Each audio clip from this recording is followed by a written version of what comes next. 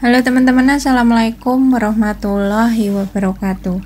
Di video kali ini kita akan melakukan perawatan tanaman sayur dan buah dengan melakukan pemupukan dengan menggunakan pupuk organik cair yang berupa air lindi dicampur dengan pupuk organik cair yang berupa bakteri fotosintesis atau PSB.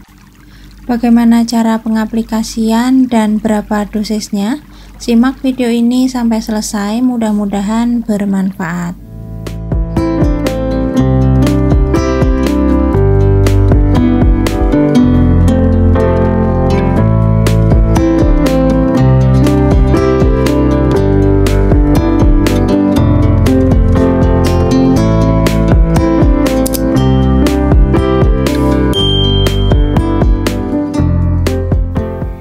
Baiklah teman-teman, langsung saja akan kita praktekkan bagaimana cara pemakaian beserta dosisnya. Ini di depan kita sudah ada POC yang berupa lindi dan bakteri fotosintesis atau PSB. Mengapa kita menggunakan POC air lindi ini untuk pupuk tanaman? Karena air lindi mengandung unsur hara makro seperti nitrogen, fosfor dan kalium yang dibutuhkan tanaman dalam jumlah besar. Sedangkan untuk unsur hara yang terkandung di dalam bakteri fotosintesis atau PSB ini 60% protein yang terdiri dari semua asam amino esensial dan juga mengandung vitamin serta mineral seperti vitamin B1, vitamin B2, vitamin B5, kemudian vitamin B12 juga. Kemudian ada vitamin C, vitamin D, dan vitamin E, serta mengandung asam folat. Jika bakteri fotosintesis ini dikocor ke media tanam, maka bisa membantu menstimulasi akar tanaman untuk berkembang dengan baik sehingga tanaman bisa tumbuh lebih cepat. Dan yang lebih hebat lagi, PSB ini mampu mengurangi infeksi jamur dan patogen, serta dapat mengendalikan penyakit busuk pada akar. Langsung kita tuangkan POC air lindinya sebanyak 500 ml atau setengah liter. Kemudian kita ambil bakteri fotosintesis atau PSB sebanyak 100 ml. Kita menggunakan takaran tutup botol ini setara dengan 5 ml. Jadi kita ambil 20 tutup botol sama dengan 100 ml. Setelah itu kita tuangkan ke dalam ember yang sudah berisi dengan air sebanyak 5 liter. Kita aduk-aduk secara merata. Ini saya menggunakan air kolam ya teman-teman. Teman-teman boleh juga menggunakan air sumur, tidak disarankan menggunakan air PDAM. Langsung saja kita kocorkan ke tanaman tomat. Ini varian tomat Gamara, masih fase vegetatif atau fase pertumbuhan. Kemudian kita siramkan juga ke tanaman kembang kol. Ini juga masih masa pertumbuhan, baru saja 3 hari yang lalu pindah tanam ya. Kita siramkan sesuai kebutuhan.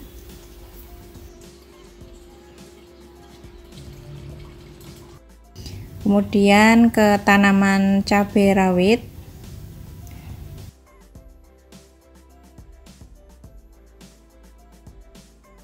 Selanjutnya ke tanaman anggur hijau Jepang. Ini baru berbuah sangat banyak. Nah, terlihat seperti ini buah anggur hijaunya. Sebulan lagi ini bisa kita panen. Kemudian ke anggur merah Everest. Selanjutnya kita siramkan juga ke aneka tanaman tomat cherry yang baru berbuah lebat. Agar bunga-bunga susulannya juga tidak rontok, kita siramkan. Tomat-tomatnya sudah siap dipetik, nanti di akhir video akan kita panen. Nah, ini terlihat buah-buahnya sudah sebagian, ada yang sudah merah dan ada bunga-bunga susulan, kemudian ada yang masih hijau. Agar tidak terjadi kerontokan, maka kita aplikasikan gabungan dari 2 POC ini. Bagus sekali untuk tanaman baik masa vegetatif maupun masa generatif. Untuk intensitas penyiraman bisa kita lakukan 3 hingga 4 kali dalam sebulan. Dan pengaplikasian pupuk organik cair ini sebaiknya dilakukan di pagi hari.